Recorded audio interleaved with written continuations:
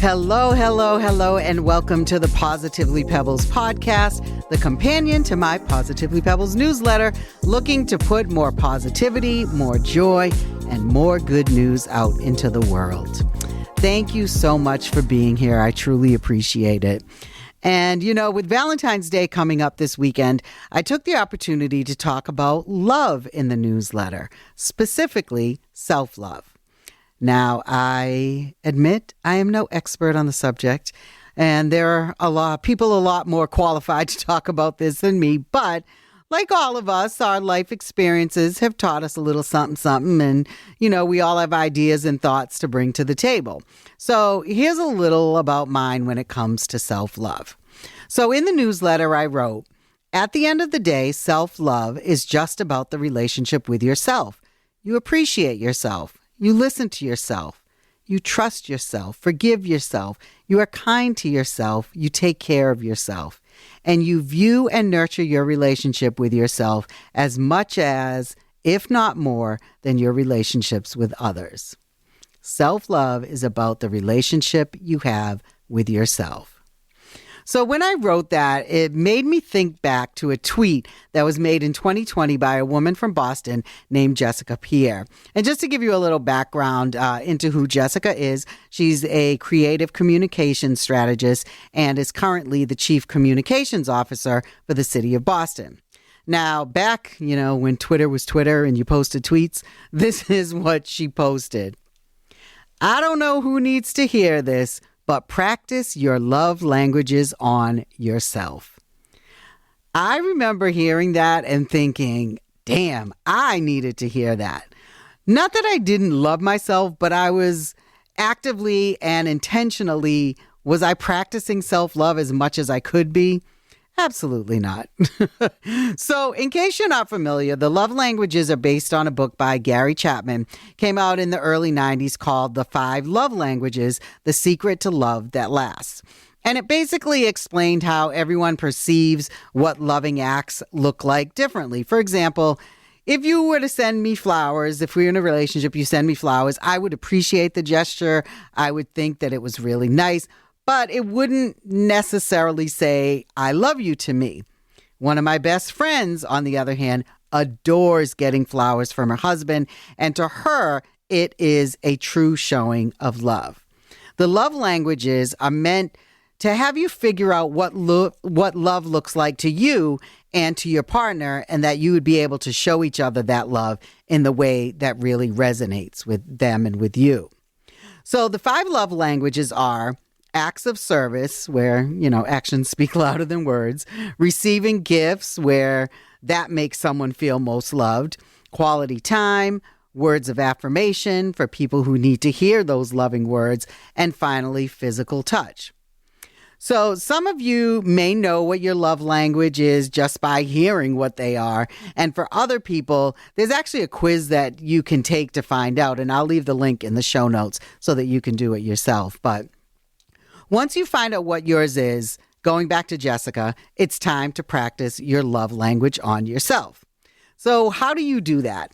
Well, let's start with acts of service, which is actually my runner-up. It used to be my first love language, but I just retook the test for this and was surprised to see that quality time edged it out. But for me, acts of service looks like the practical things that make life easier. So taking the time to declutter a space or to do any of the other things on your to-do list that you've been avoiding is a great way to perform acts of service on yourself. If you have the means, hey, hire someone to do them for you. Moving on to a pretty straightforward one, receiving gifts. Now, this could be big or small, but as they say, treat yourself. And that doesn't have to be anything big. It could be a book, a pair of earrings, some gourmet coffee, or whatever you would love to receive. Quality time. That can be a challenge if you have a busy life, and honestly, who doesn't these days? But that just makes it all the more special when you carve out some time to just do what you want to do, whether it's time at home, going to a movie, go sit in a cafe, Whatever quality time means for you, make that date with yourself, and most importantly, keep it. On to words of affirmation. Now, it's all about the things that you say to yourself. You could get a journal or use your notes app and just kind of make a list of all the things that you love and appreciate about yourself. Maybe do something kind of similar to like a vision board, but you just like make it all about yourself to be a reminder of just how great you are. You could get crafty, make your own set of affirmation cards, and just simply write down some like I am statements about yourself. Like, I am proud of remaining a compassionate person in a tough world. I am worthy of love and respect, things like that. And finally, physical touch. Basically, do what makes your body feel good. Take a bath, get in a good workout, buy some great lotion, take some time applying it. And of course, pleasuring yourself sounds like a good way to satisfy that physical touch itch as well. I hope this helps you to think about self-love in a different way, and that the love that you give yourself is just as, if not more, important than the love that you give others. Use those love languages on yourself.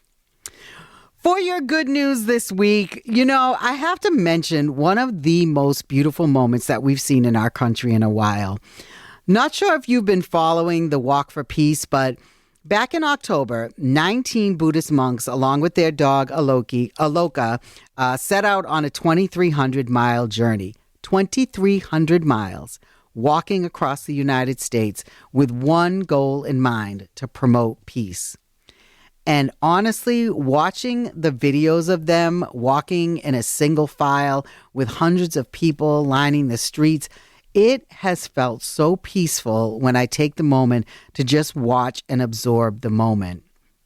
If you happen to be listening to this on the day that the podcast comes out on Wednesday, February 11th, the monks will actually be holding a global loving kindness meditation that will be streamed live, and it'll be from 4:30 to 7:30. And you can get all the details on their social media, and I believe it'll be streamed on their Facebook page. Their Instagram is walkforpeace.usa.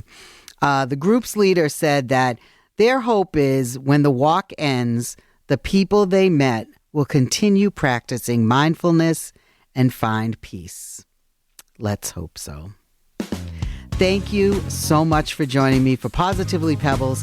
And until next time, I wish you peace, positivity, and that you take major steps on your journey toward complete self-love.